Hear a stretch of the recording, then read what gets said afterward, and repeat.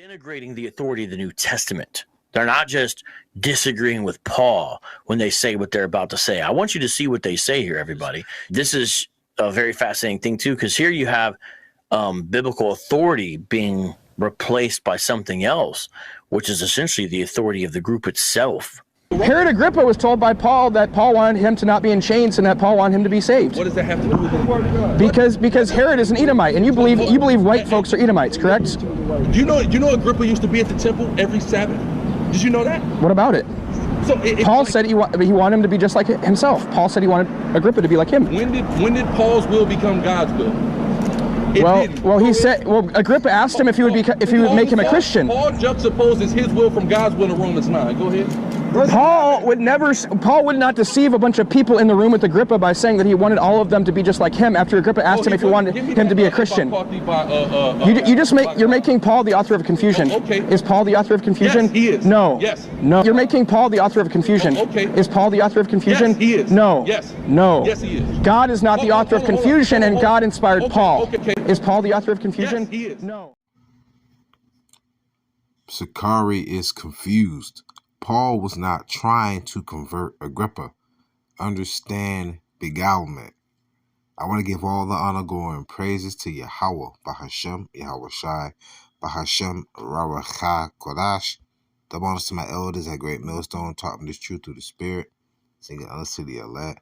Peace and blessings be to all the sincere men, women, and children, do consist of the 1/3, and to the confusion of faces in the four corners of the earth. Shalom.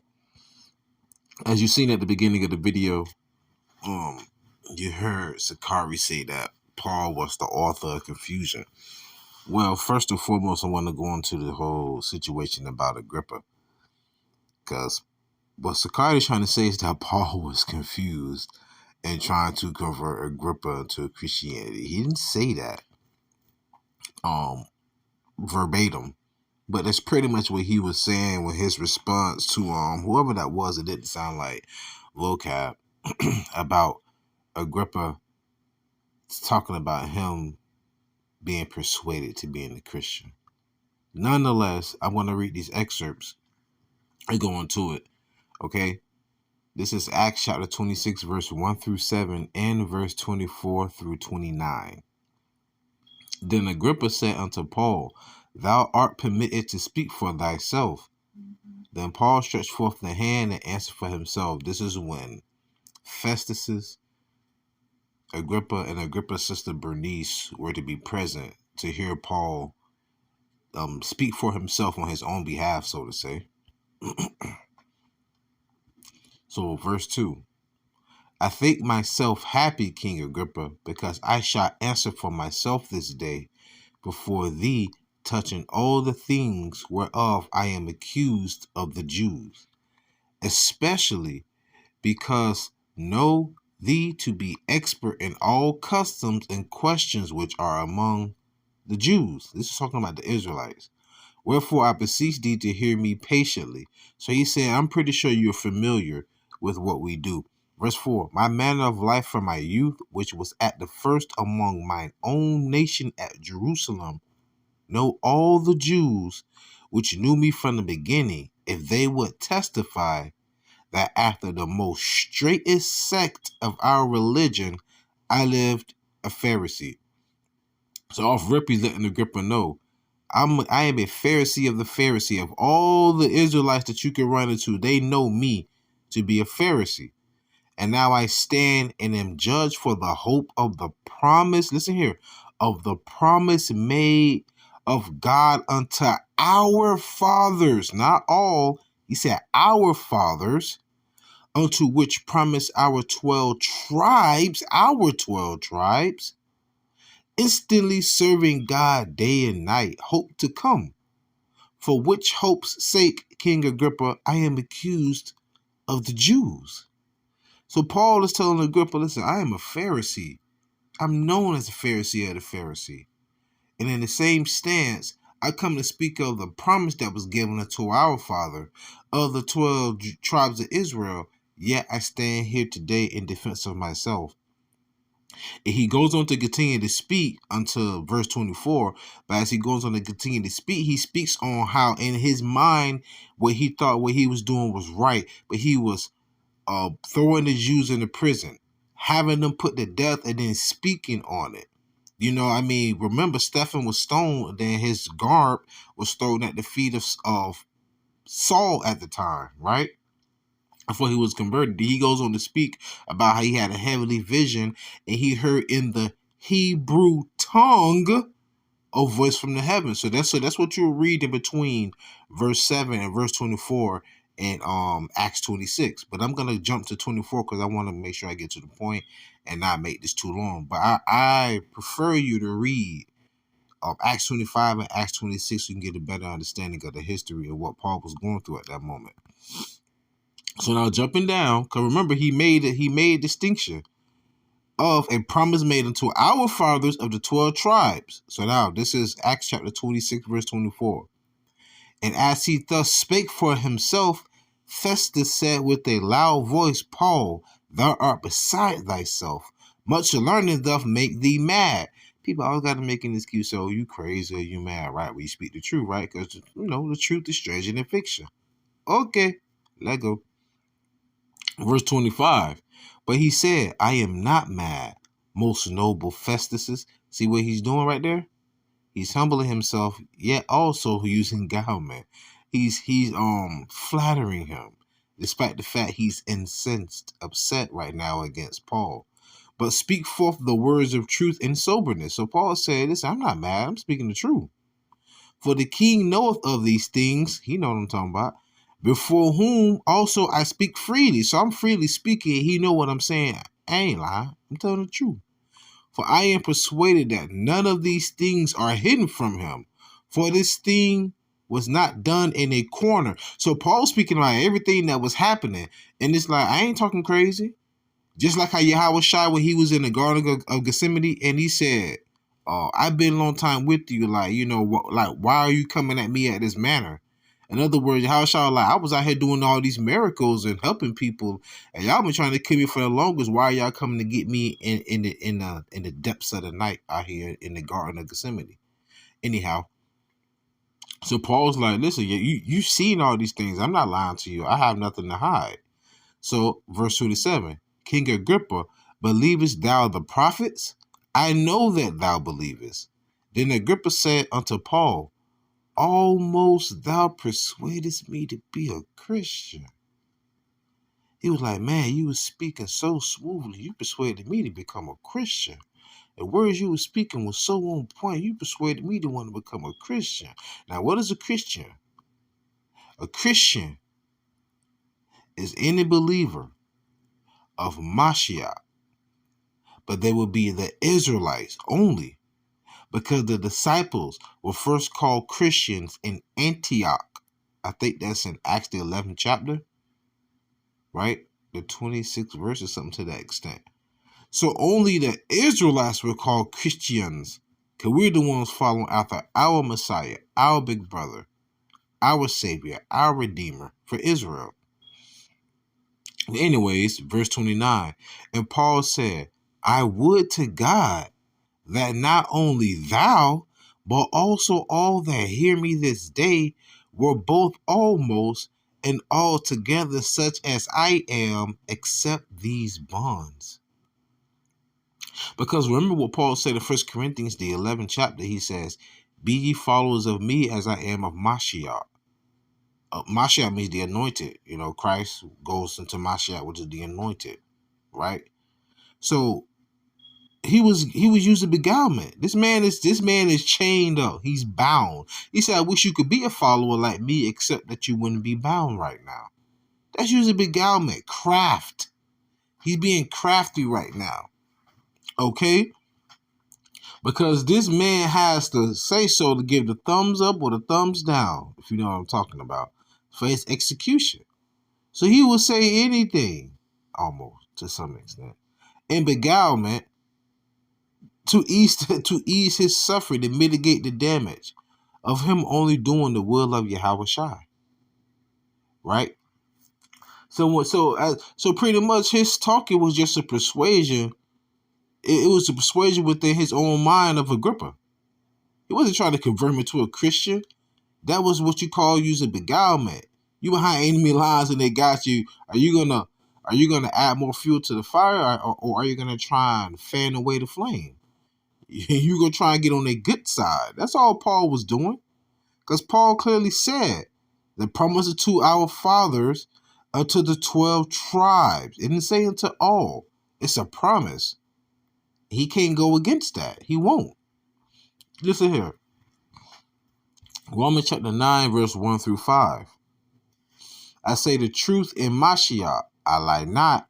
My conscience also bears me witness, and the Holy Spirit, that I have great heaviness and continual sorrow in my heart and his mind. For I could wish that myself were accursed from Mashiach, for my brethren, my kinsmen according to the flesh. So knowing what Paul was doing to the church and knowing that now he's a chosen vessel, he wished that he could be put up on that cross. He wished that he could be accursed for his brethren. But he says, according to the flesh, his kinsmen. This is his bloodline. The Israelites, pay attention. Romans 9 and 3. For I could wish that myself were accursed from Mashiach, for my brethren, my kinsmen, according to the flesh, who are Israelites, to whom pertaineth the adoption, and the glory, and the covenants, only made with Israel, and the giving of the law, only given to Israel, and the service of God, only for Israel, and the promises, only for Israel, whose are the fathers, like he spoke of in Acts, and of whom, as concerning the flesh, Mashiach came, who was over all, God blessed forever. Amen. The Most High blessed forever. Amen. So Paul right here let you know the promises, the adoption, the service, the covenants, the glory, all that's for Israel. Agrippa is nowhere in there. He said only for his kinsmen, his brethren, who are Israelites. Like he spoke of as unto our fathers in the 12 tribes and in Acts, the 26th chapter. Okay? Now hearken unto this.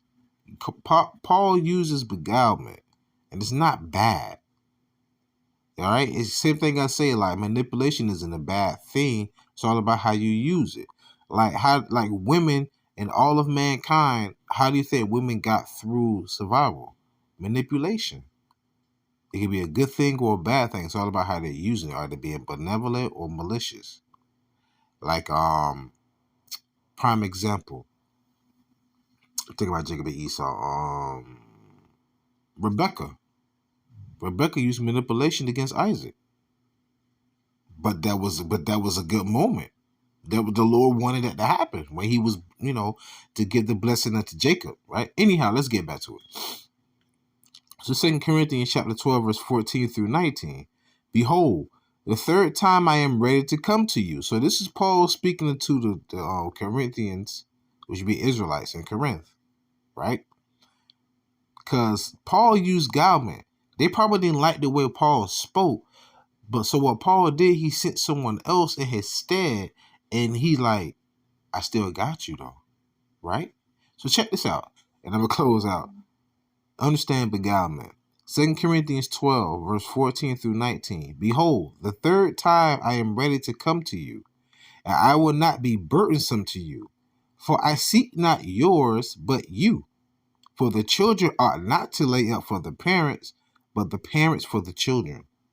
Now I will very gladly spend and be spit for you. Though the more abundantly I love you, the less I be loved. So the more I come unto you and keep showing you love, y'all hate me. Y'all despise me more and more, right? Okay. But be it so, I did not burden you. Nevertheless, being crafty,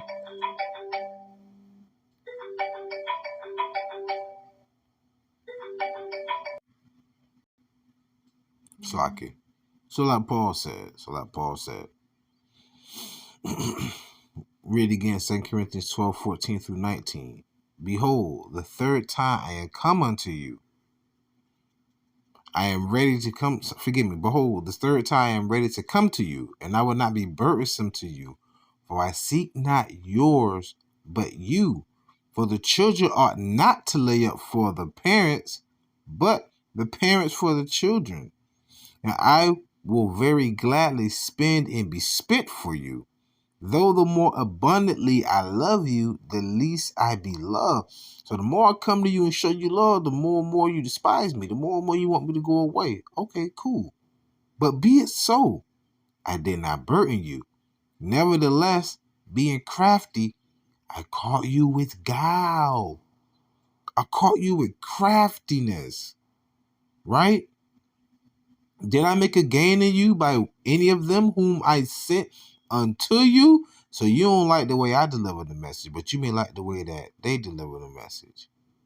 Kind of like how the elder be saying, you got certain sisters, they like watching this brother because the way he talk or the way he look or whatever.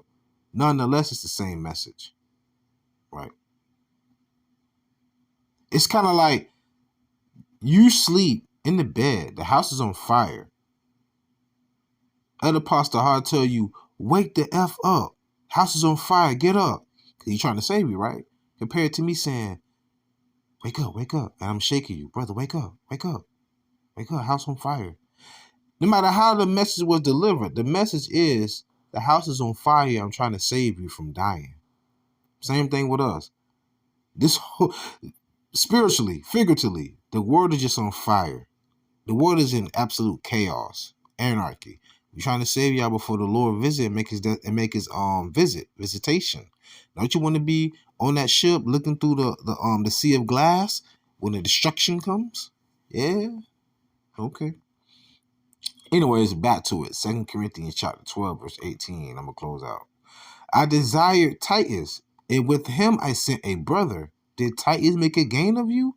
Walked we not in the same spirit? Walk we not in the same steps? Again, think ye that we excuse ourselves unto you? We speak before God and Mashiach, but we do all things, dearly beloved, for your edifying. So if there's any way for me to get you, to catch you with the guile, I'm going to get you. But nonetheless, though, we still speak the truth. So we're not out here with any gimmicks. We're not out here telling you what you want to hear. We're going to tell you the absolute truth, whether you like it, accept it, believe it or not. But nonetheless, though, he wasn't trying to convert Agrippa. Agrippa was just persuaded in his own mind. Hey, what did it say? I think that's in Romans the 15th chapter or the 14th chapter. It says, every man esteemeth one day above another. Let every man be fully persuaded in his own mind. With that being said, pray you edifying, fed, stay in the spirit, don't fear it, just endure it. Ask for forgiveness, pray without ceasing, stay humble, remain diligent, call my sha'Allah, both love a ball, shalom.